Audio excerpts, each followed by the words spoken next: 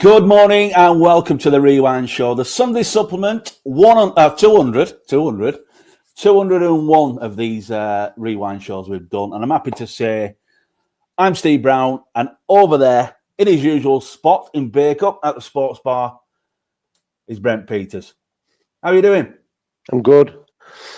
Bit of a rush this morning because our early, my grandson was staying at my house, so I had to run him home this morning back to the side of the valley before I came and set up ready for this show. So yeah, but all good. Quiet weekend, Brent. No football yesterday?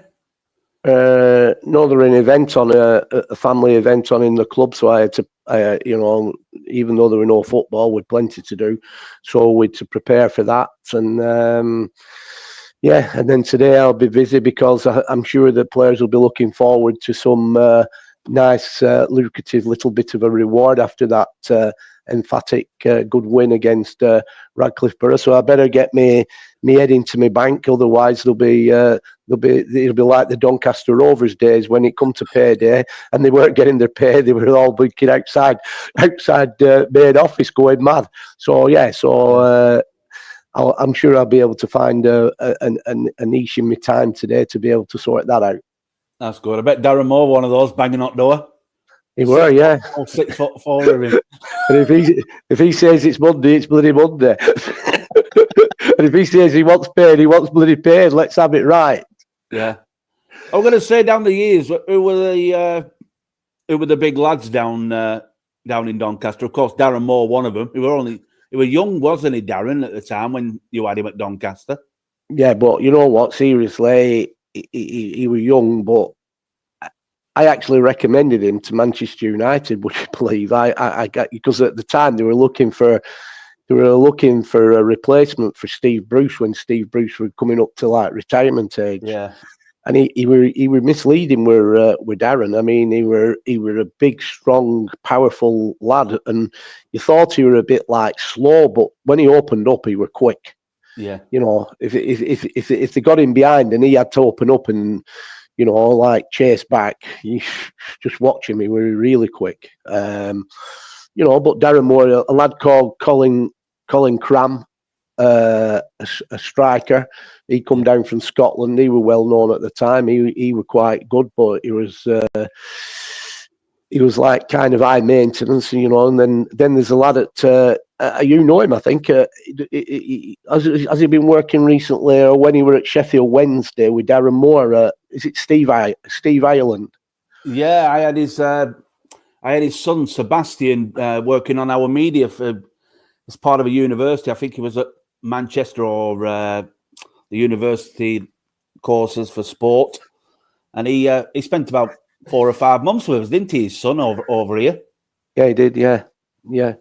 So there were a few, I mean, obviously back in the day. I mean, there's another one that springs to mind, but it's just it's Sunday morning at blinking about 9:05, and my brain hasn't started to filter in yet. But what were Schofield? It would begin with Schofield. I think it was Schofield. He actually played at. I think he played at Chesterfield and around that area once, but he was a good stalwart. And I know in one of the cup runs that they had, he scored. He scored a vital goal. Midfield player. He were a good lad. There were some good lads, to be fair, but there were good days. I enjoyed it. It's funny because, as you know, this week on Friday, I were invited to go on that the podcast. I had a trial once. And so Friday afternoon I was in. I really enjoyed it. Actually, I were in a studio in Manchester with Duncan Seddon and Jordan Hume. Gareth, he won't like you for calling him Duncan. Sorry, not Duncan. What am I talking about? I'm just looking at something else on my paper. Gareth Seddon, sorry, and Jordan Hume, and and it were good. It were good, and we're reminiscing some tales about the old days and everything. And I'm not going to go in a lot into it. You'll have to wait till it comes out. Yeah. But it was a really good. It seemed to be really good. They were laughing, and we had a good crack. So. But we were talking about we talked about the Doncaster Rovers days, but we also talked about that every club I've been at, there's always been problematics. There's been a problematic, like Doncaster Rovers, major problem. It ended up where they went into administration, and the chairman ended up going to prison because he arranged for somebody to set the main stand on fire. Yeah, I remember. At the race. You remember ground. it? Yeah, at the racecourse ground, Bellevue. Yeah, and then so there was that, and then I end up at Glossop, and thinking chairman there ends up on Crime Watch UK. I think, what is it with me? Yeah, but this is all going to be on the show, and you were telling me, you said it could be not tomorrow, but next Monday, possibly, for release. Yeah, possibly. They said that to me when they were leaving. They said the aim for Mondays. I think they release them on a Monday. So I think he said it probably won't be in this Monday, but there's a good chance it will be the Monday after. But it was good. I enjoyed it, and it was special a little bit because, as you know, we played Radcliffe Borough on Tuesday in the quarter-final of the Lancashire Challenge Cup, and Jordan Hume played a big part in that game for Radcliffe. So the banter were good as well. You know what I'm saying. I mean, there were one or two things came out about that game, and it were good. They do a good show, and it's all so professional. I mean, listen, we do a great job on here, Steve. I can't praise you enough. Like we're doing this. We're blinking on the cheap. Two plastic cups and a piece of string. Yeah, exactly. And I'd go.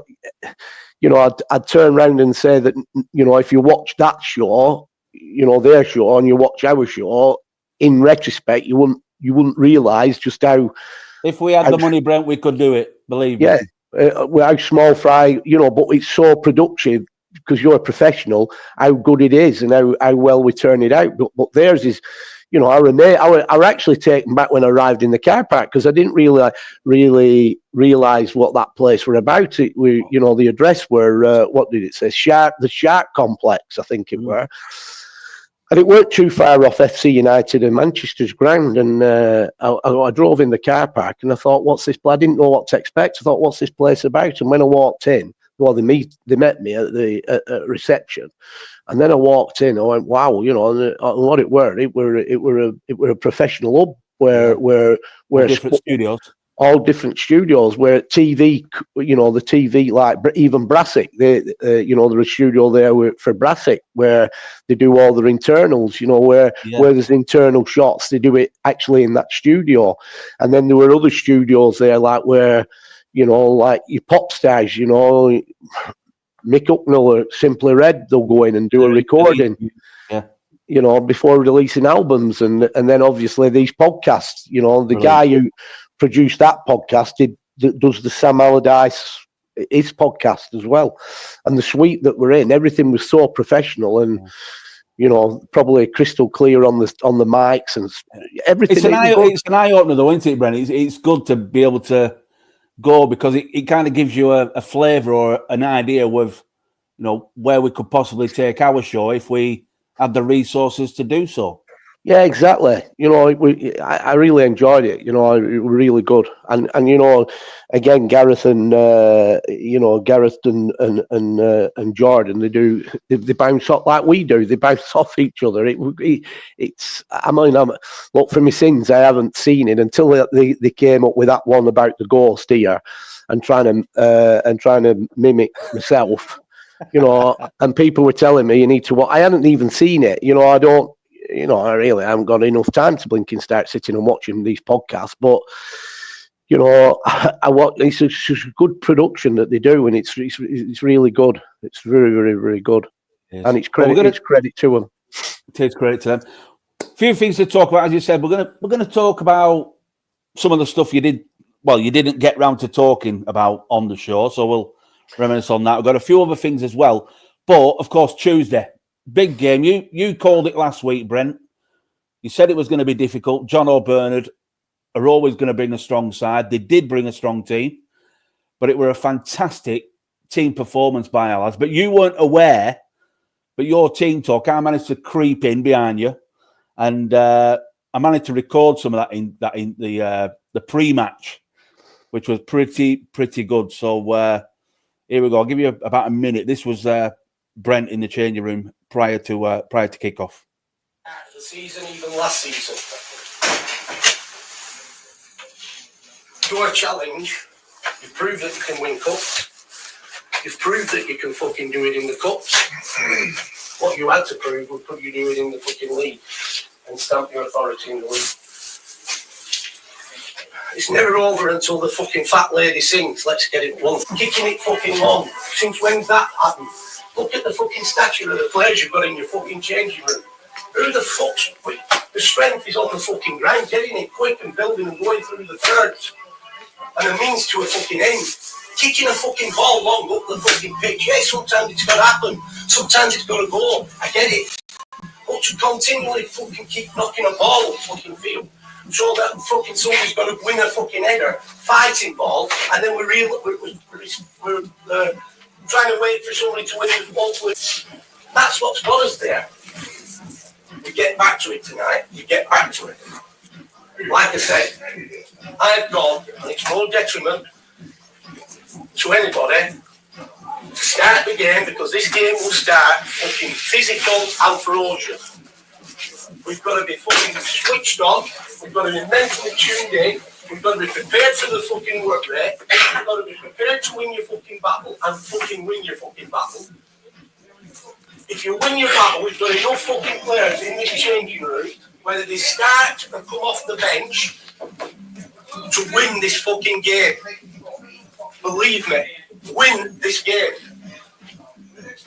And it's not about an individual. So I don't want to see players, right, doing something fucking stupid, which we've seen before. I'm not going to name names, like fucking leaving your fucking zone and fucking bombing fucking forward, and then a ball trying to go, and we lose the ball, trying to chase back in, and we're fucked. The fucking most fucking poignant fucking way.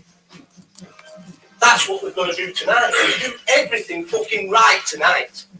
Everything. And be up for this fucking game. Because we all know, and I'm in it with you, we, as a group, coaches as well, we've let them fucking fans down this season. A lot of fans went to fucking Blackpool on fucking Saturday. We let them fucking down. Tonight, we give them something to fucking cheer about. Your season's not over. It's just fucking starting. Believe in it. Just starting now. Absolutely brilliant there, Brent. You weren't aware of that. I was stood behind you. That went on for 20 minutes. And when you hear that, it kind of gives you goosebumps, doesn't it, a little bit? Yeah, it goes into it. And to be fair, the follow-up to that, Nigel, to be fair, stepped in as well. And he just he put the cherry on the cake, because he was just as positive and boisterous as well, you know. So I like how you finished it. You know, you were talking, you went through, you know, beginning, middle, and end, as you always do. But the last part, the fans, you've let those fans down. You need to go out and show them what you're all about, and they did that to a man. Yeah, we're proud of every one of them. Every one of them. I mean, it was so difficult to give a man of the match in the changing room. You know, I mean, we all have our opinions. I mean, it stands out to me, and I've seen it all over social media. You know, we Roger Indle and several other people on here pulling Callum out. Callum, you were immense on the day, immense. Oh, but we know.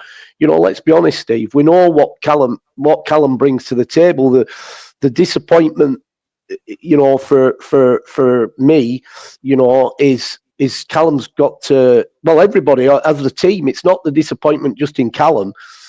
As a team, we know. I've seen it. I saw it on Tuesday in abundance. As a collective, as a team, when they step up, and we know we've seen it on Tuesday, when they step up together, and this togetherness, and they're fighting for each other, and they're talking for each other, and they're supporting each other, and they're grafting for each other, right? They'll beat anybody. And you know, this is why I think, you know, I call them the special ones, because they are the special ones. But to be the extra special ones, they needed to pick the baton up and deliver that in the league.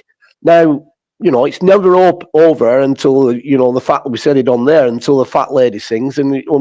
But we've given ourselves too much of a tall order to get promotion in the league for one reason or another, right? But I said it before the season started, and even last season, to win league championships or get promotion, that kind of performance you've got to deliver week in, week out, week in, week out.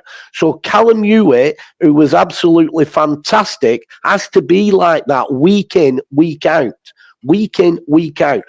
Malachi Clark in that midfield with him, was again in a different way, but again, a tower of strength. He's got to consistently be like that, week in, week out.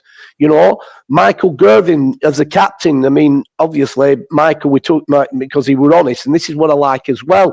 At half time, don't forget, the lad hasn't played for weeks, and then he's had this cheekbone injury, and he got to the situation in that game. He put everything in that he had, and he was kind of like shaking that much at half time that he were almost being sick. Because that was just because he hadn't done anything, really speaking, but he were putting everything in for his commitment for the cause. So again, that's your midfield three. They've got to be like that every week. And then when he had to come off and Tomo steps in the breach, Tomo quality. I mean, that run and I've said to Tomo in the past, Tomo, you've got to come out your comfort zone. And we said it on the show last week. On the show last week where I said he's doing little, he's like the crab, he's like Ray Wilkins, he's going sideways, little 5-yard balls. He's not picking up the baton and driving when he can drive. Well, you know what he did on Tuesday night? He bloody drove. He got that ball and he did a lot of work for Toby. I mean, Toby still had a lot of work to do to get that second, a lot of work. But the beginning of it came from, Ben Thompson, and it was quality. Well, before you continue, courtesy of Radcliffe Media, I've got the goals from Tuesday's game, and great footage from the lads at Radcliffe. Control by him. It's a good turn there by the number 9. He looks to go away, but Hesketh is first to it, and it's shielded back to Hewitt, and it's fired off at Hewitt. It's ricocheted off, and it's going to make its way in. It's in! Oh no, it's a calamitous error.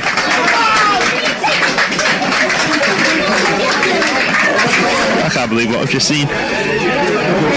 It was Hesketh whose tried to guide a header back. Holyoke tried to shield it back to Hewitt. It's not going to make it to the 18-yard box. Hewitt's fired it. It's headed away comfortably, but second ball's going to fall in favour for Radcliffe. He's lost, unfortunately, and the 14 has it once again. I think it's called Thompson from what I've heard the fans saying. Play free, in and goal, and it's 2! And off he knee slides into this corner as he slots it beyond Hewitt. I think it's totally right, it goes in it. With 5 minutes of the 90 to go, Baker with double the advantage. Fantastic finish, as you said, the big man. There was still a lot to do for Toby. Listen, 22 players, but as you rightly say, it all came from Ben Thompson's persistence. Yeah, and again, this is what I was saying before. They've got to believe and do and implement that level all the time in every game, and then if we take the back five, and when I say the back five, that includes the goalkeeper. Everything was positive. I mean, our criticism, on the show last week where I turned around about the fullbacks and saying that, they're not going beyond. They're not saying, well, the other night they were going beyond. I mean, there were one move in particular. Brady Boardman, Joey Fallon has done absolutely fantastic. He stepped in, and this is what I mean when I was criticising the lads at Bury the week, when we went through it the week before, when I said if you're playing at centre half, you've got to step in and you've got to be, get on the ball and make things happen. Well, there was an instance in the first half, Joey Fallon did exactly that. He's got on the ball, he's drove in, and when the time arrived, just he's then put Brady's gone, who's a left back, who's gone high up the pitch. He's put Brady in. Brady's made an absolute fantastic run, and then he's put a ball across the box, right? And it was crying out to be. Oh, the blinking number 10's got to be in there, and he's got. This is what I mean, and it would have been a goal, another goal in the first half. Yeah. It would crying out, we're a tap in. And this is why they've got to believe and they've got to drive. But to do that and play at this performance, well, let's go with the front lads before I say it. Alex Miller and, Toby Wright. I mean, I'm really pleased for Toby Wright because, again, strikers, every club, you rely on your striker. No matter how good a team you are, the striker, your finisher in the team needs to be on his game and finish. We've seen, you see it even now. You'll watch Manchester United today. It'll be just another day at the office, but it'll be another shit show because when they get to the final third, they don't look like they're going to score. Who's going to score? They haven't got a bloody striker. They haven't. So and the other week, it's not that long ago, where people were talking about Burnley and saying that we haven't got a striker. They're worth the weight in gold, these strikers and these finishers. So the thing is, Toby, I've been going through a bit of a barren spell in terms of goal scoring, to the point where you get some empty heads, they come out and, they forget what he did for us last year. They forget what he did for us the year before. They forget what he did for us the year before that. And every striker goes through a bad time at some point. Like any player, they go through this barren spell. Now, as a manager, I always believe, you can be ruthless and take them out. Now, that's all right, taking them out if you've got somebody equally as good, if not better, to replace them that picks the baton up and runs with it. If you haven't got that person, whereas last year we probably had that in Lewis Byrne, but if you haven't got that person, you persevere and you persevere and you persevere because you believe. And I believe in Toby. I love him to bits. Listen, everybody at Bacup Borough Football Club have the frailties, but that's why they're at Bacup Borough Football Club. Let's get it right. They're here for a reason. Yeah, let's be realistic about it. Yeah. Correct. They've all got the frailties, and it's up to us to, improve whatever frailties we've got and try and make them improve and make them better on the frailties. But the fact of the matter is, you can't start going criticising and 1 minute you're blinking calling him, 1 minute you're blinking against him, and next minute you're thinking now he's just put us through to the semi-final of the Challenge Cup. He's the best thing since sliced bread. I just think that's blinking hypocritical. I've stuck with him. I've listened to the criticisms. I've listened to what they're saying. But listen, I'm my own person, and I've stood by him because I love the guy to bits, and I knew he would come good. And then he delivers a goal of real quality like that.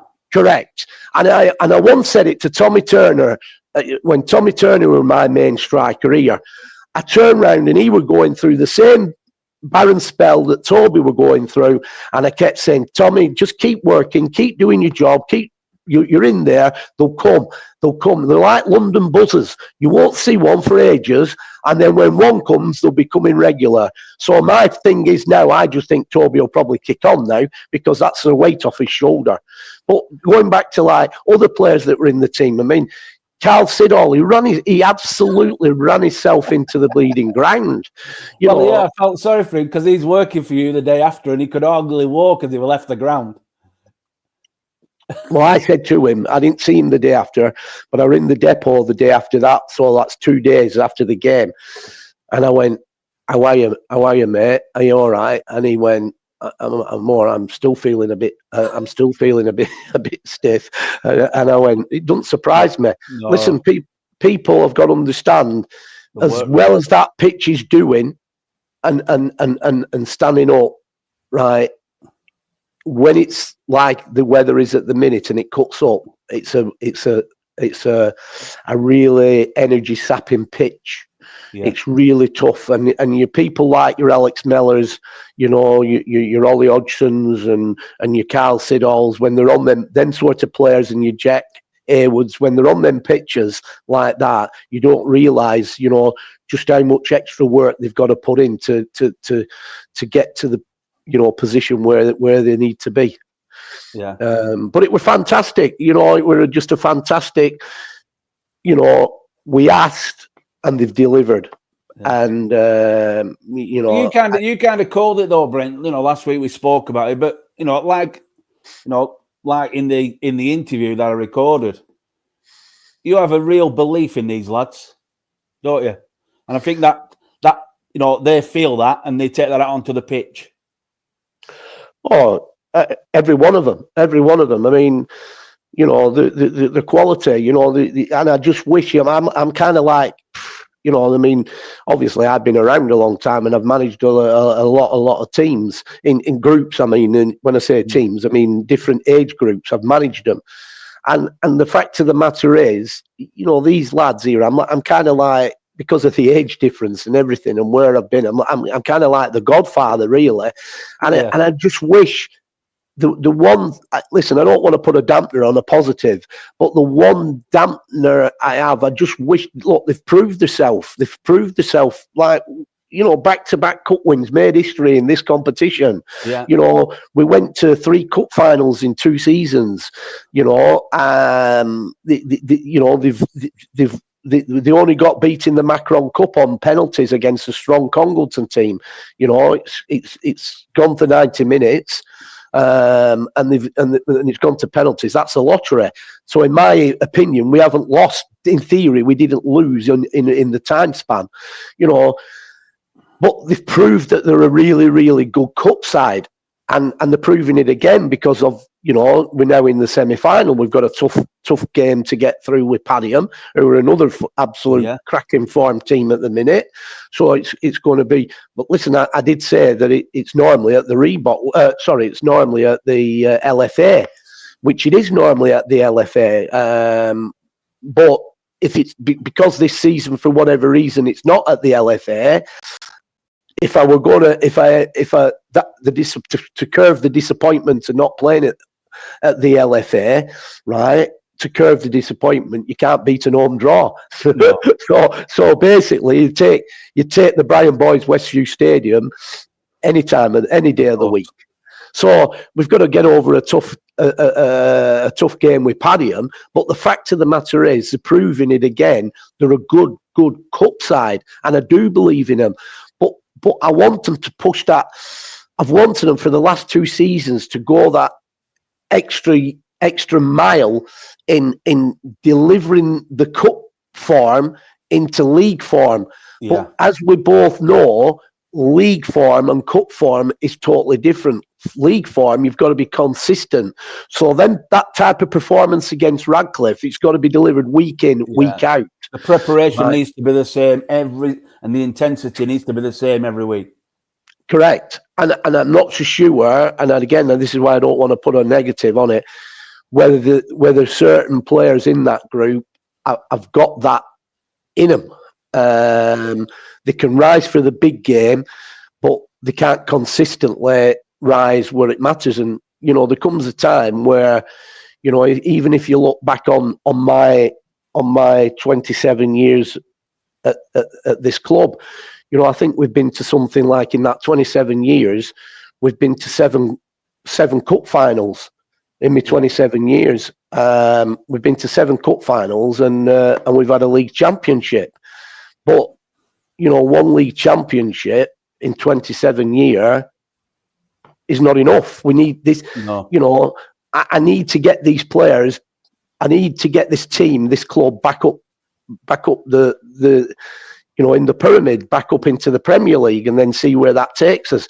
And if anybody could do that, and I believed that is this group, and I wanted them more than anything to do it. And I think the big disappointment for me, this season, has been the fact that, and again, it's not over, and things, there can be twists in the tail. Yeah, I get that, but it looks like it is going to be a tall order. And that really has disappointed me, because I really feel that I just wish this group could have got us up there, because that would be the icing on the cake. It would. I think the supporters think the same. I feel the same as the frustration.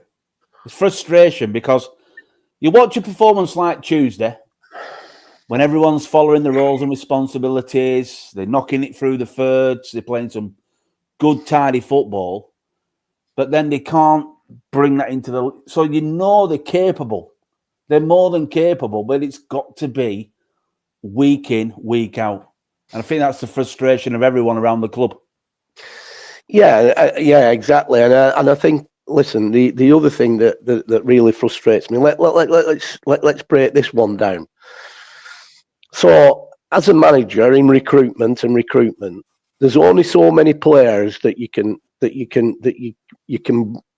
bring in as many players as you want at the start of a season or in close season. But let's get it right. At the end of the day, you can only actually pick 11 players, and you've got 5 subs. There's no two ways about it. That is the way it is. That's the laws of the game, and that's what it is. So if you go out and recruit and you bring in 22 absolute fantastic players in pre-season, and you bring these in, and it starts the season right with the 11 that you're starting with, unless you've got 22 players on contract, right, which won't happen. I mean, for one, it'd be too much for the club to carry because of the financial burden that would bring. Yeah. But equally, not everybody will sign a contract. I don't know why. It's stupid, but that's another matter because we're all in it together, and it's not a one-way street with Brent Peters. I make sure the players are looked after. Yeah. If somebody were to come in, that they get a little piece of the cake. Yeah. But what I'm saying is, if you've got 22 fantastic players in your squad, right, and you start with the 11, them 11 that's left out would be first take names on every other team sheet anywhere else. So the chances are, how are you going to keep them? Yeah. You can't. They're not going to stay. It doesn't matter. Let's take the striker over at Nelson. He came and did a bit of pre-season because he'd already been here before. What's he called? Charlie Frost. Yeah. Take Charlie Frost. Now, if Charlie Frost, and this was the conversation I had with him. So if Charlie Frost comes here, and you've got Toby Wright, and you've got, say, Lewis Byrne, and you want Charlie Frost, right? And you want them to be here in your pack, so they're pushing each other, and you're playing with 2 strikers. So 2 of them out of the 3 can get in. One of them is going to be afterthought with somebody else, so they're going to go because they can't get in, and that's the way it is. So you lose them. Too good to be sitting on a bench. Exactly, they're too good. So the only way that you're going to is if you had them nailed down, but you haven't got them nailed down. So this is what I try and say to people when Meatball will talk to me, and I'll say to Meatball, you can't, I can sign whatever I want, but if they're not getting in at the time, they're going to do one. They're not going to stay. You can sign. You're going to have too many players, and you can't deal with them unless they're all on contract and they can't go anywhere. Well, if you look on the Northwest Counties website and you go to the individual teams, you've always had a structure where you've only probably signed 25, 26 tops, maybe less than that. Some clubs have had 45, 50 players during the course of a season. Yeah, that's right. But this is where the issue lies, and this is what frustrates me. So if you think about what I'm just saying there, you can only you bring so many in. So you set your stall out, and you know you want. So you let's start with the goalkeeping position. So you've got 2. You don't. It's not good having 1. You want 2 absolute good keepers to push each other, right? But only 1 can be the first choice at any given time. Equally, you start with your defence. Again, you've got ideally you've got 2 excellent players for every position, so they're pushing each other, right? Same with midfield, same with up front. The issue comes to me, which really pees me off, and this is why I'm saying what I'm saying. Nobody tells you before they sign or when they sign or I'm going to Australia in November, and I'll be out there for 4 weeks. They don't tell you, right? Or I've got my holidays in. I missed the first 2 matches of the season because I'm away on holiday. They don't tell you. No.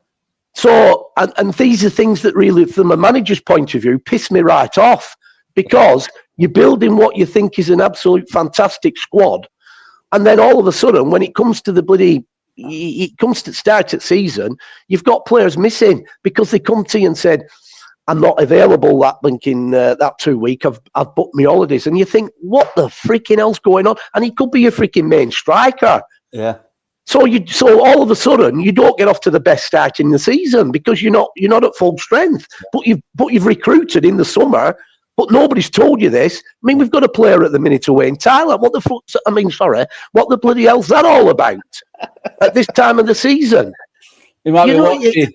I don't give a shit whether he's watching. I mean, I got asked a question. I'm not going to give anything away about that linking that I had trials once. But one of the questions that were asked to me, right, and I'm just going to, this is the only thing I'm going to say about what's going to come out on that show. But one of the questions that was asked me, and it came from Jordan, and he said to me, "There's a club down in Essex. There's a player that's going to be missing. He's the star player, and he's going to be missing for 4 weeks to go on film Love Island. What would your response to that be?" And I went, "He'd be fucking staying on Love Island." Yeah, you get me? Absolutely. But it just shows a lack of commitment, doesn't it? Exactly, and it really, really pees me off, and it winds me up because a season's a season, and I understand, but they want to play at this level. That's one thing, and they get expenses, or if they're contract, they get paid at this level. That's another thing. But the other thing is, as well, right? If you're not carrying massive squads. It's not like you're a pro club like Liverpool, Chelsea, Arsenal, United, City, massive players that you can go down in the pecking order and bring them in. You ain't got that. You're only signing so many players on, and then all of a sudden, from having what you look like, you've got a strong nucleus of a strong squad. Your squad's depleted because people have booked their holidays. But not only that, that could accumulate inside with also a player's suspension. Yeah. That you can't control. And so all of a sudden, you've got partway through season, and it comes round in holiday time or whatever, and the player might say to you, I'm going out. We're going out to Dubai. I'm missing. So that's one player missing. Then all of a sudden, in that period, you've got 2 players that are key players that have had 5 yellow cards, so they're suspended. And all of a sudden, the wheels have come off. And exactly, and it so winds me up, and that's why I'm so against people. If we want to be serious and want to do well, I'm not going to name a player here, but there's one player who typifies me in a lot of ways, and I love him to bits. The player in question, I love him to bits, right? I mean, his parents come to the club. You'll guess it anyway. His parents come and watch him every game. I love his parents to bits as well. They're lovely people, right? I'll tell you, I'm not bothered. It's Joey Fallon. Joey Fallon, right? I love his parents. Joey Fallon came recommended to me by one of my former players, right?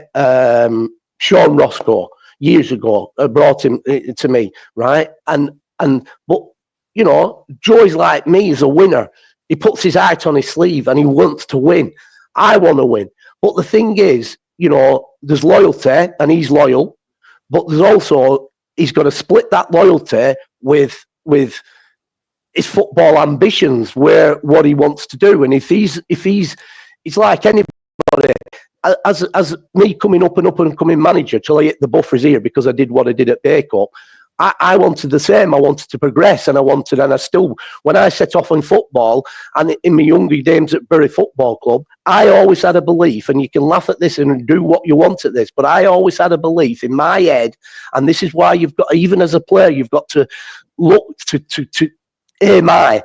I knew that if I got chance, one day I would manage Manchester United. That were in my head when I was starting off. That were my aim. I want to be at Man United. I'll tell you what. That's a positive mental attitude. Yeah, exactly. That's where I want to be. And if I don't get to Man United, I want the next best thing. What's the next best thing from Man United? You get me? And that's how you should aim. And equally, a footballer should be the same. You know, he should aim. I want to come into football and I want to be successful. Possibly can. Exactly. I want to be successful. I want to be in a successful team. Now, if you're in a successful team, the chances are you're going to stay at that club because you're in a successful team. Yeah. Right. So the issue is, it comes when success. You've proved that you've had success in the cup, right? So your next level, what's the next challenge? The next challenge has got to be, and if you take this into the league, into the main league, it's got to be a league champion. Of course. Right? You want a championship medal. So even in the Premiership, the players that are breaking in at Man United or Chelsea or Arsenal or City are aiming for a championship medal. That's what they're aiming for. And they will fight tooth and nail to try and get that championship medal. And if they get that championship medal, what's the next challenge? The next challenge has got to be a Champions League medal. Yeah. That's got to be the challenge. So they're up for the challenge. There's always got to be a carrot. Correct. Everything's a challenge all the way through. Now, equally, so if you bring that right down to Bay Cup, the same thing. While we're flying in the cups and doing well in the cups, brilliant. So take your Joey Fallons of the world, brilliant. But then there comes a time where he says, my next challenge, Brent, I'm a winner like you. I want to win football matches, right? So he's got the winning mentality like me. He epitomizes me, right? So his next challenge is to win a league, and he wants to win a league. Now, ideally, we want to win a league with the group that we've got because we all know each other. We're all the brothers. We're all together. We're all in it together. Come on. We G each other up. We freaking go. We have ups, we have downs. We win together, lose together. We have ups again, you know, but we go and we have that mentality. Now, if we fail on that mentality with that group, right, as a manager, I've got to do I split the group up and then bring others in because we need to take us on, to kick us on, because that's where we need to be? Or do I give the group a chance, another chance as a group? Come on, your mindset, this is your last chance saloon.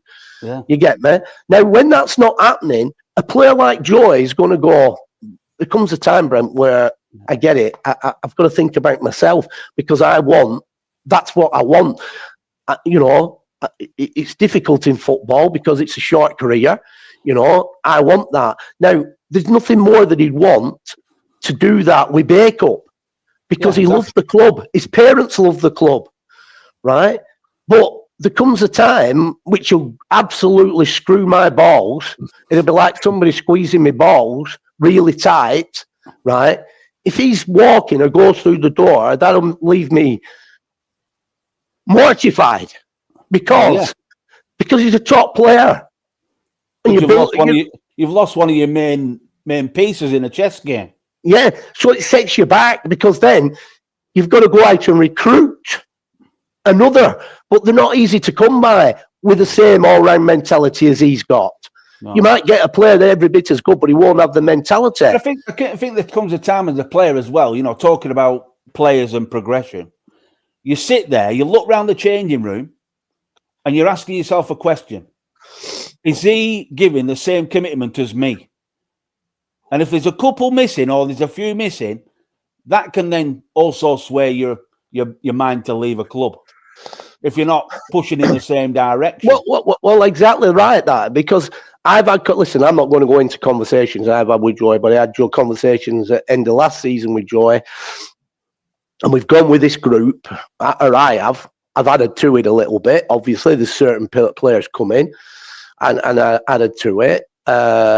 And I firmly believed where we were at, that I firmly believed that this group were good enough to take us to a league championship or certainly a promotion.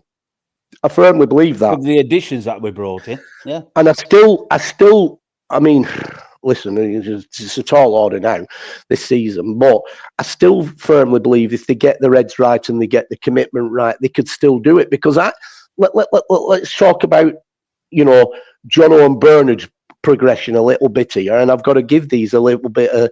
This is how Ramsbottom, all of a sudden, what Jono and Bernard did at Ramsbottom. And I remember, I'll tell you a tale, right? So we just beat Ramsbottom on here, and I can't remember the manager's name at the time.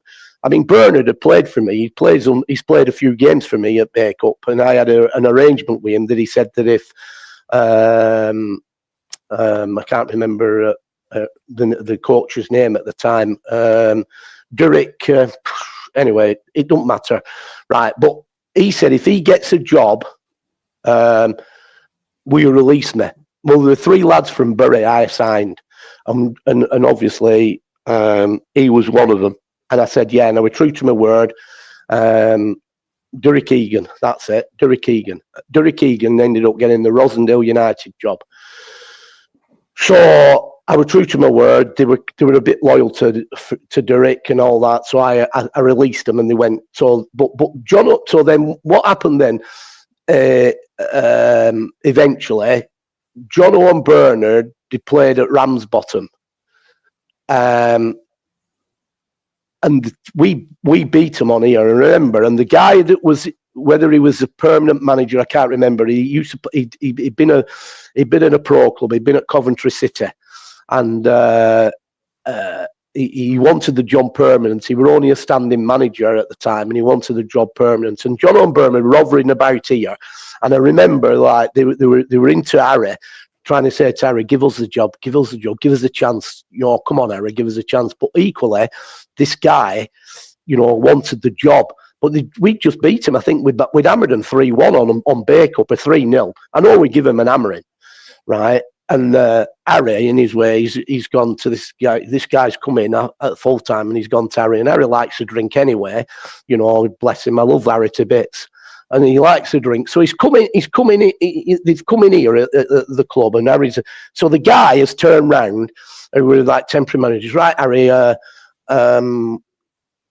you going to give me the job? I need to know, because I've got to build. You know, in the start of the season, I've got to build. And Harry's gone, hey, Cocker. Anybody who knows him. Hey, Cocker, it's not the fucking right time to come and ask me for a job, is it? You've just got beat off our fucking nearest rivals. It's a bit of a fucking daft time to ask me that, Cocker. Don't, just go away. I'm not going to go and answer that now.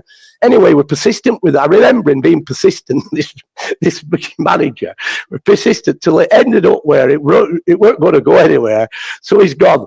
He's pushed him again, and now he's gone, listen, Cocker, let me tell you. Let me tell you, Cocker, there's no. I think we better call it quits. He said, we'll call it quits. So he sacked him there and then at Bay Cup. So John and Bernard go in, right? He gives them the chance. But what John and Bernard did, which were brilliant, he got lads together, a bit like my lads did the other night, that had epitomised the managers. Yeah. And they've had the reputation over the years where the clubs that they've managed have been at, that they're bullies. Well, I take that as a compliment. They're not bullies. I mean, they've got aggressive players in the team, right? That's why I said this game will be, it don't matter what team that they'll come up here representing Radcliffe. They've got high expectations of the players. It will be, because they want them sort of players, because they roll your sleeves up. We're fighting. No shrinking violets in their team. Correct. So I knew what it would go. So what I'm trying to say is here, they built a team, and that team did really, really well in the counties, and stuck together, and obviously got promotion out of the counties. And they all stuck together, and they stayed with them. And even when he went to Salford, he didn't take everybody. Obviously, he couldn't do, but they took a percentage of the players who they knew had run through a brick wall for him. So the point of the matter is, what I'm trying to say to you is, that epitomised the managers going through, right? Now here, equally, I look at this group, and that's what I thought. I thought, this we've got the same. We've got exactly the same as Ramsbottom back in the day that they had.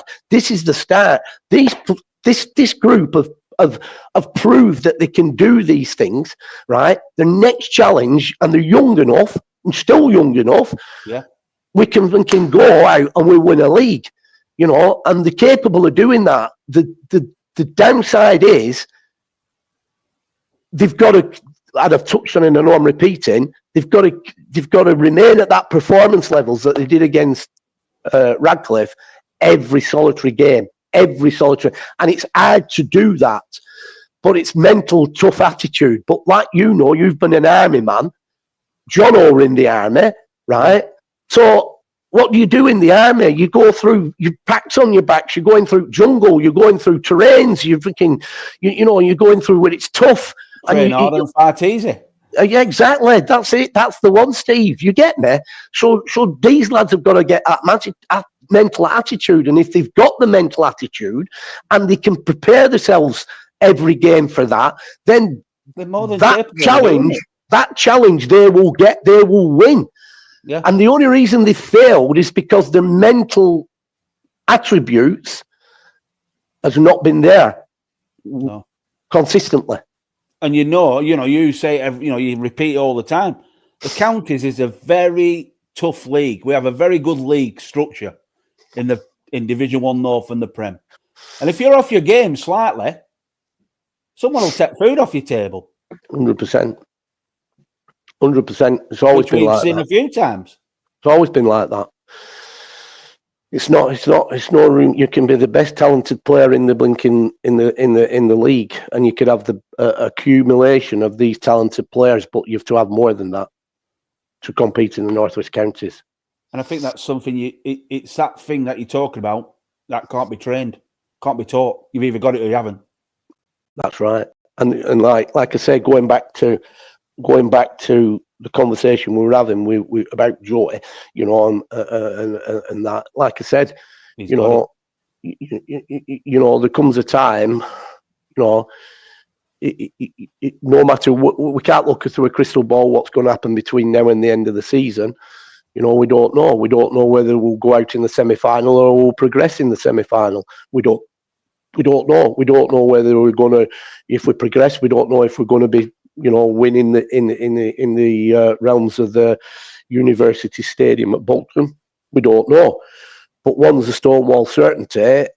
You know, we're in the month of, coming to the end of the month of January, right? I know now that I'm in the main recruiting or speaking to people, or even people that's at the club now, you know, with a view to, you know, progressing them next season, you know, because we've got to think about next season, you know, whatever happens this season, I've got to think ahead and think about next season.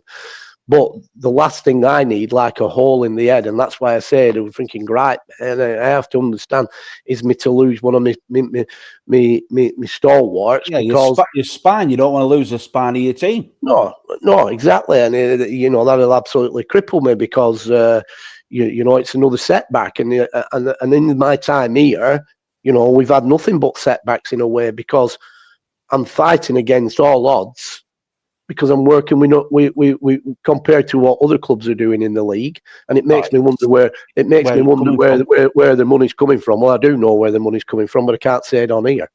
You know, but it's not. Let's put it this way: it's you have to wash your hands. A couple of laundrettes knocking around somewhere. Yeah.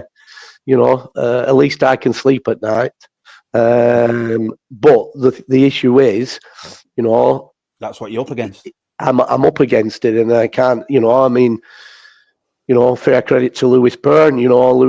But at the end of the day, it wasn't anything wrong about me or my staff or his teammates at Bake-Up. It was all to do with finance, and you know, and he's moved on again. You know, all to do with finance, and I don't blame the kid.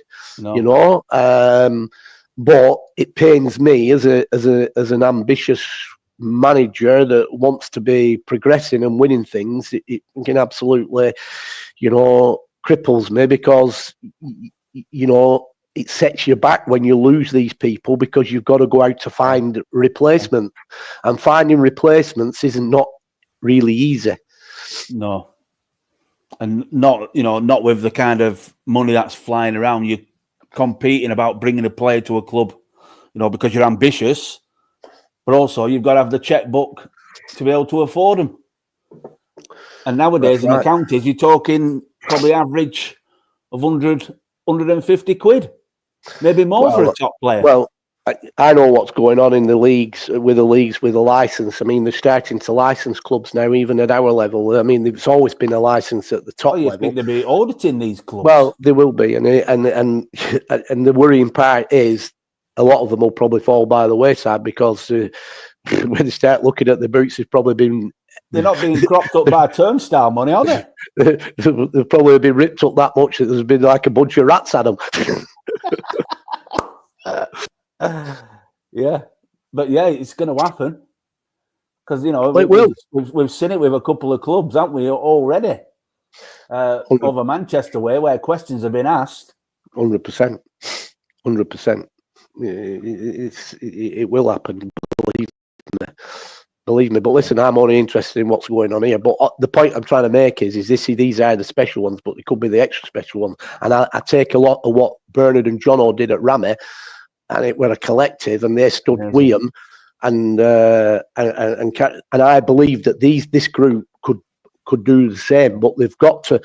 That's the challenge, and kind of 2 seasons now. We had it last season where we were trying to go do it, and we've done it this season, and both seasons have bleeding failed, and it kind of upsets me a little bit. The reason why it upsets me more is not about the fact that they're not doing where we're going. It upsets me about them because I know they've got it, and I know that I just wish they could sustain it mentally, physically. But the ability, we mentioned it. The ability is not the question, Brent, is it? And the thing is that they can do it, but it's like it's got to come from within them.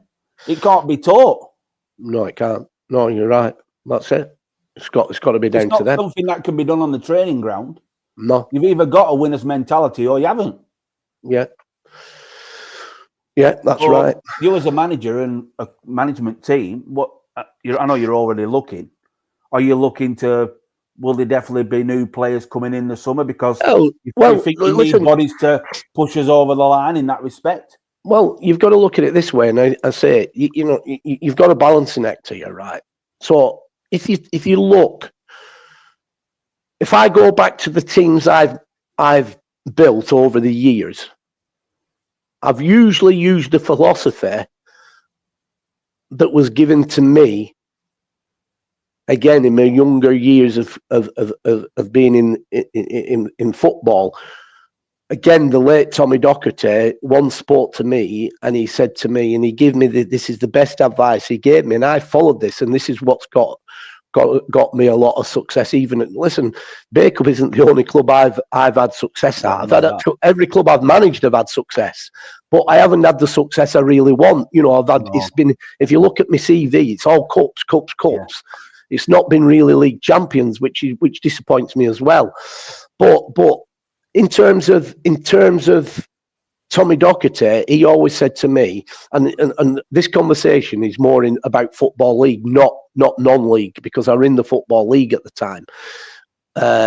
He said to me, and he were talking about how it were the old 4th division. So now it's the Premiership, Championship, Division 1, Division 2.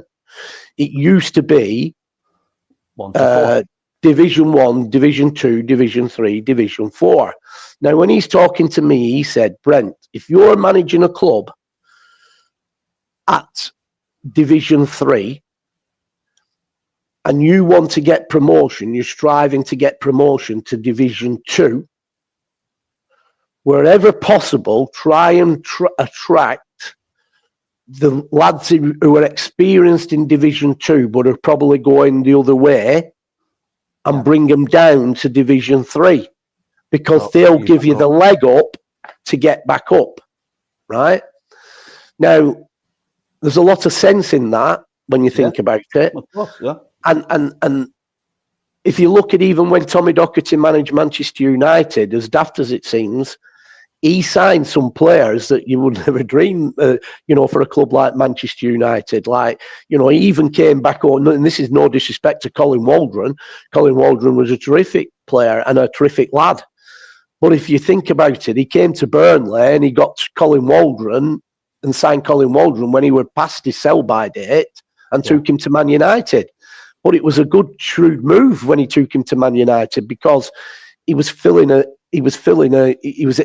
experienced player. And he had the characteristics to take him where he wanted to go.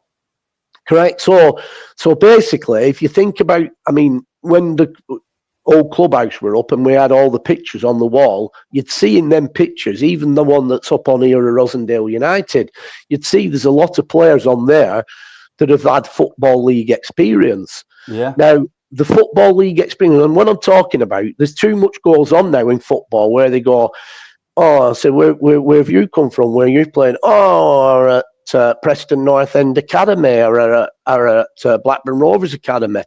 I'm not talking about academy players either. That's fantasy football. That's fantasy. Exactly. That's fun. We're not talking about that. I'm talking about when I've had Football League players playing under me. I'm talking about players that have actually earned a pro contract and been a pro. And Steve Gardner's of this world.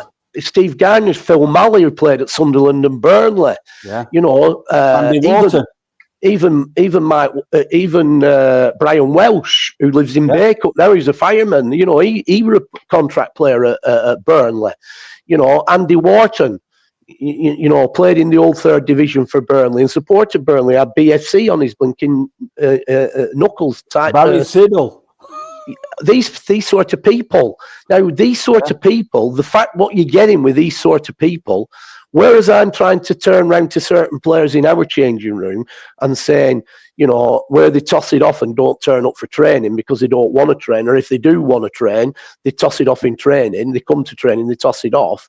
You don't have that mentality with these lads because it's been grounded in them. They've been brought up at Football League clubs. Not amateur mentality. They've not got an amateur mentality. And they've got a professional mentality. Even though they're dropping into the counties, they've still got that professional mentality. And that professional mentality is massively important. Yeah. And I feel that if we had a few of them here now, right, you know, with the younger lads, you know, instead of me trying to knock it into them, and instead of Nigel trying to knock it into them, or anybody else, Alan, Ryan knocking it into them, they've got senior pros knocking it into them. The leadership's within the changing room. Correct. But I didn't go from a situation where I've gone with former pros in my team and building teams around former pros.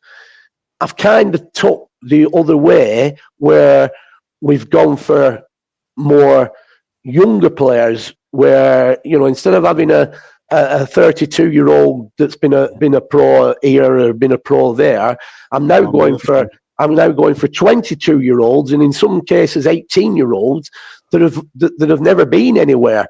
They've not, you know, they'll say they have, but they haven't. You know, this isn't being disrespectful to any amateur team, but it's like they've been at, you know, Burnley United and not been at a pro level, and they've been at, say, Whitworth Valley, and they've been at Blinking somewhere. And I'm not saying that the mentality of those clubs aren't the right mentality, but what I'm saying is, none of them have a Football League mentality. They haven't got it because they've never been in that environment. And even in the academies, even like you said, the academies, a lot of it's, you know, you watch some of the games. I've seen the games because I've commentated on some of them. It's fantasy football. They all go make a tackle. It's pretty. It's pretty because what they're wanting, they're trying to produce footballers, not you know, they come technical ability. Technical and building footballers, and you know, you receive it here and you receive it on your half turn, you open your body up and coaching them how to open their body up and everything else. That's what that's about. And then why do you think now that more and more of these pro clubs are sending the players out at 23 level and under 21 level? They're sending them out to non-league clubs to get that linking battering. Yeah, to get blooded 100%. Now, what I'm saying is that the players that have played under me in the past, you know, I can name them all. Lee Anderson's, Ian Hughes, you know, Jason Jarrett from you know, Wigan Athletic and places like that. You know, it goes on. You know, Paul Molden. You know, they've all had distinguished football league careers, and they know what it's been drilled into them, and they know what it takes, and they've got that winning mentality. And they go out. Somebody said to me on here the other day, this was after we'd been beat by Blackpool before the Radcliffe game, and they've gone, I remember growing up, Brent, and coming watching your teams, and all your teams all the time were all freaking absolutely physical and freaking battering rams, and they freaking smash people and all that. Well, exactly, that's exactly what we were like, because because a lot of the players they had were former pros. Now, again, I'm repeating, I went down the line of getting more younger players. So now what we've got now, we've got a collective of younger players. Some of the players have been in academy football and it's been a wake-up call for them. Some of the players that have just come out of amateur football and they haven't had the grounding of what it entails and the winning mentality of being in a football league environment at a pro level. I'm not talking about academy level, right? I'm talking, so none of them have had that. And then what's happening is we're trying to instill that in them to develop them. Now, the ones that the penny drops, and they do, because they're young enough, have still got a chance to make it at an higher level. Because the clubs at an higher level, and I'm not just talking higher level in non-league, I'm talking football league. Because the clubs at higher level will look down on the football league and will say, he epitomises this, and he's got great attitude. And don't forget, these clubs do the due diligence. Of course. So they know. But I've gone down that way, and I think that, maybe this is what I look at sometimes. Listen, I've give these lads, this group, every single chance to do what they need to do. And I back them. And you write what you said at the beginning, and I still back them. I love them all to bits. They're great lads and great characters and good. I don't suffer fools. And if there's a fool in the camp, and let's be honest, there is a couple of fools in the camp, I don't suffer them.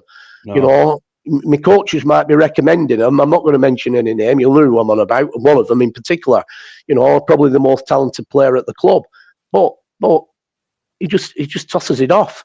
He just, and that's why he's at Baycup. That's why he's not even at a decent wasting his talent. He's wasting his talent.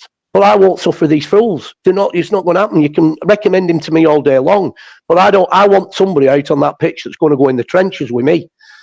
Yeah. I want somebody on that pitch. So if there's a fight breaks out in Manchester tonight, and I'm in Manchester, and it's a fight break, I want somebody that's in with me. Not somebody that's I'm not. Yeah, exactly. I don't want somebody that's thinking, hiding behind a wall and looking and seeing what's going on. No. I want us in together. We're in it together. And that's what I'm trying to say. So consequently, when are you disappointed because they're not taking you where you want to be? Yeah, of course. League-wise, you start thinking, do I need to go back to my ethos of where I were before I bring in ex-pros in and blend the two together and blending them together and doing that? I don't. It's one of them. I really want these lads as a collective. Yeah. I really want these lads to achieve. And it frustrates me when they don't achieve for the reasons we're just talking about. Yeah, we're all frustrated. But semi-final, as you say, at home to Padiham. Week commencing March. Is it the 3rd? No, but we're playing the week after on the Wednesday. Okay. What is it? The week after on the Wednesday? I don't know. I'll put all the Is it the details 12th? on. I think it might be the 12th. I might be wrong. Just bear with me a second. I'll 8 o'clock kickoff. Let's have a look. It is, yes. Yeah, Wednesday night, the 12th. Yeah. So that should be a bumper crowd. What else were we going to talk about, Brent? That's it. We're going to go back to your show because hopefully that's going to wear a week of Monday. A lot of things you were talking about. Of course, your time at Glossop with the chairman, that's going to come up, being on Crown Watch. But what you told me that you didn't talk about the time when you had an embargo on and some money went missing, as if by magic. Right. So I can mention this because it's not going to come out on. It's a long time ago. Yeah, but I can mention, it doesn't matter. I can mention this because I don't want to mention stuff that's obviously that's going to come out on. I had trials once, and this didn't get brought up, so I'm not. I'm happy to mention it. So the fact of the matter were, I signed. I took a lot of lads from the Rosendale Valley when I got the Glossop job, and I took a lot of lads that were first teamers at Rosendale United over to Glossop with me.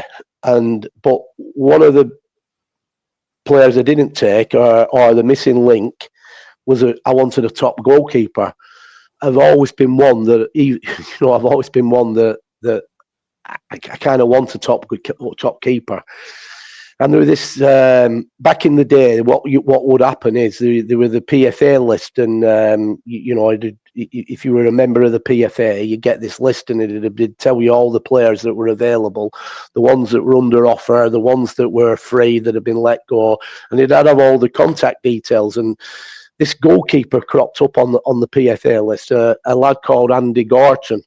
Yeah. Now, Andy Gorton, he was at Lincoln City at the time. But Lincoln were after offers. They were open to offers for him. Now, I'd seen Andy Gorton play several times, and what a top keeper he were, right? Young lad coming through. And so much so that Joe Royal, when he was manager of Oldham Athletic, he actually agreed to sell Andy Gorham to Rangers because he had this lad coming through. And if anybody buys the Andy Gorham, God rest his soul's autobiography, he actually talks about this kid I'm talking about now in his autobiography, saying that, about this goalkeeper coming through who was something else. He was something special. And he was something special, but he was a fruit loaf. Believe me. Right? You were told not to touch him with a barge pole. Yeah, so what happened were, before I spoke to the chairman and I said, look, there's a keeper here I fancy. I said, but, Lincoln City is under offer. That means, he said, so chairman, we're a bit naive. I mean, you're into blinking demolition business and that. And he went, what do you mean under offer? I said, well, they want a thief. We've got to offer him some money. They're not going to let him go for nothing. Oh, what sort of money? I said, well, all I can do is I'll speak to Lincoln City. So I made a call into Lincoln City, and they went, yeah, we're looking in the region of £10,000 for him. Don't forget, this is back in the 70s. A lot of money. So they want £10,000. They want £10,000 for him. Right, okay. So I think Northwest County, this is totally out of the question. This. So I goes back to the chairman. I goes, they're saying they want £10,000. He said, well, how's it work? And I told him, I said, listen, we can get him in if you want to get him in. We can get him in. He can train with us, he can. But if I play him in a game or any official matches, if you don't agree with the fee, it'll go to a tribunal. And if it goes to a tribunal, we have to pay. If he's been playing in games, we have to pay the fee that the tribunal agree. Yeah. Right? It might not be the 10,000. But it might not be the 10,000. Right. Well, let's chat to him then. Let's get him in. So I've gone. So immediately I said, well, let's not just, Mr. Chairman, let's not just rush this a minute. Let's just let me speak to a few people. So I rang Frank Casper up, and I said to Frank, this kid Andy Gorton, what would you say? What do you think? Frank's gone, don't touch him. Stay well clear, Brent. This is what I mean about people doing their due diligence. Yeah. Don't touch him. Small world. What do you mean, Frank? What do you mean? Why should I not touch him? He's quality keeper. He says he's a fruit loaf. Believe me, he'll cause you loads of problems.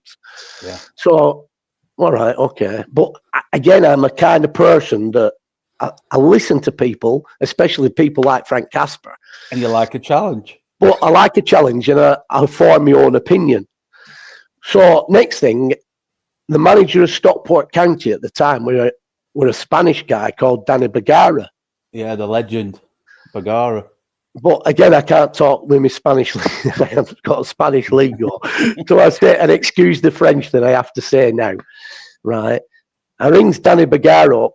Andy Gorton, Danny, what can you tell me about? Oh, Danny, let me tell you, he said, Brent, don't you dare touch him. He said, and I'm going to tell you what he said, and excuse the French here if you're listening, right? He said, the guy's a cunt, and if you sign him, you're a cunt. So I said, you know, Danny, that's a bit big kids thing. He went, no. He said, I wouldn't be bunking touching him. So anyway, long story short, so I thought I became a cunt. Yeah. So I got Andy in. I said, come and speak to me. So I sat him down, and he's looking at me, and I said, listen to me now. I said, I know your talent. Nobody here has ever knocked your talent. Your talent is unquestionable. Yeah. But there's a but with it. Your attitude stinks, and no manager wants to touch you. I said, now, listen, you've not blooded the waters ever with me. You've never met me before, right? I'll tell you now, I'm willing to work with you. I'm willing to get you back to where you've come from, back in a football league environment. Yeah. Right? But the first time you muddy the waters with me, you'll be seeing that door. You're down the road, and that'll be it, finished. Yeah. Okay. Do you fancy it? He said, yeah, but I've got no work. Can you find me some work? So I spoke to the chairman, and the chairman's gone, I'll find him some work round this ground. Don't you worry about that, Brent. I'll sort him out. I'll pay him for working round the ground. So deal on. So straight away we get him in. Not a problem. So we get him in, and he's playing for us, obviously. And the date comes for the tribunal. So I have to go to the tribunal. So they ask you loads of questions at this tribunal and all that. Why do you think you shouldn't pay the 10,000 what they're asking, and this, that, and the other? So it's to and fro, and it's like being in court. Yeah. I'll tell you, we're chairman of it at the time. Is it Graham Taylor? Is it Graham? Yeah. Head of PFA at the time. Yeah. So it ended up where they said, right, okay, Borough, Glossop North End must pay Lincoln City £3,000. So it's gone from £10,000 now to £3,000, but we've got to pay him because we've played him in games. Yeah. So I said to the chairman, you've got to pay Lincoln City this £3,000, right? Yeah, no problem, Brent. You just concentrate on getting results, and I'll sort the business out. That's what you were like, this chairman at Glasgow. I'll sort the business out. Right, okay. Fair enough. So anyway, we're having a run in the FA Vars. Seriously, we started at the extra preliminary round, and we literally got to the last 16 in the competition. Right, so we've been playing, and all of a sudden he hadn't paid this money to Lincoln City. So Lincoln City had reported Glossop to the FA. So there's an embargo comes down on us, right? Yeah. So we're embargoed. We can't play games. We're banned from playing games. You get it if you go back in the archives of the Manchester Evening News. So Glossop North End are now embargoed. We can't play. I'm going absolute frantic. And I'm going to the blinking chairman. Mr. Chairman, listen, big game on Saturday. You've got to pay this money. And he'd say to me, Brent, your job here is to get me 3 points on Saturday. My job is the business side of it. I bloody can't if I can't play games of football. Right. So he's gone, you sort it out. I'll sort. He said, it'll all be sorted. Don't you worry. So anyway, a few more days lapse. And he says, anyway, good news is, I've got the £3,000, right? Me and Andy Gorton are going to travel over to Lincoln City tomorrow. And so the embargo will be lifted. You'll be playing your FA Vars game on Saturday, right? Don't you dare worry about that. So I've got to take him on face value, right? So then it ends up where I'm thinking they're travelling over at Snake Pass. Well, they were travelling over at Snake Pass, right? So they're travelling over at Snake Pass, and so next thing, I get his phone call.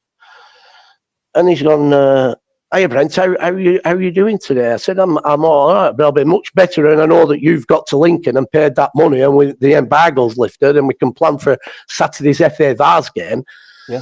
And he's gone, you don't worry about that, but I've got some bad news for you. I went, what do you mean bad news? He went, well, Brent, he said, we broke down over the Snake Pass. He said, and we've had to set off walking down to try and get to some houses or a public house so we could make a phone call. Don't forget, back in them days, there were no mobile phones. So he said, we've had to go. He said, we've come back and returned to the car. He said, and the £3,000 been stolen. So the moral of the story is he hadn't had the £3,000. Yeah, he's come out with this blinking stupid, blinking absolute load of crap. The £3,000 been stolen, and we're still embargoed for the FA Vars on Saturday. So that's just a taster of what I had to put up with at Glossop. And that's a taster of what you can tune into. We think it's going to be a week on Monday. We'll put all the details on the social media. I had a trial one. Fantastic interview, which I believe was had with Gareth Seddon and Jordan Hume. But you enjoyed it, did you? It was fantastic. A funny one were what Jordan said. There were two funny ones that Jordan said. One were first tackle on Bake-Up, and he said on him. He said it was Gareth Wager, and he said, and when he's gone down, he said, I thought, what the freaking hell's hit me? And he said, and all Gareth Wager were. He said he leant over me and he went, "Is anybody there?" off that clip, you know what I mean? Yeah. That ghost clip. He said Gareth Wager's got through the back of him. And he said, "I'm blinking Paul X." He said, and he's leant over me. He went, "Is there anybody there?" You talk about characters. We're going to wrap it up soon, but I mean, you talk about characters. Gareth epitomises it.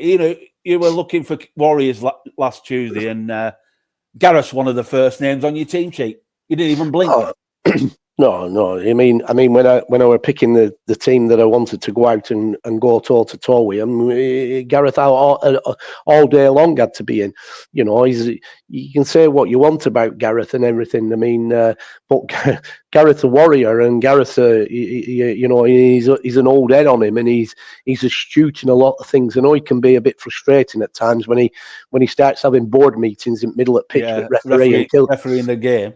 And kills the game off, but in a lot of ways, other situations far outweigh that situation. And he's a warrior, and he's astute and he's clever in a lot of things that he does. And he were always going to be on, but he's no more. He's a character as well, So that's what we're all about. Yeah. Anything more to add, Brent, before we wrap up show number 201? No, the last one that I'll tell you what were quite funny. What Jordan said, he said, and what Jordan were telling Gareth. He said, we're talking about banter going from dugouts, in games, and he turned around and said one, and he said, the banter. He said we were killing ourselves at half time in changing room. He said Brent's come out with a stormer. He said they were all giving dugouts for having a bit of go at each other. Not me, the good dugouts, the subs, and I think Nigel were having a bit. I think Brendan O'Shaughnessy, who used to play for me, actually played at Bake-Up, were saying something to Nigel, and it ended up, and I turned round at this point and I've gone, you need to all fucking shut up. All you are is Bernard and Jono's bum boys. And on that note, we'll leave it. Don't be a bum boy. See you later, mate.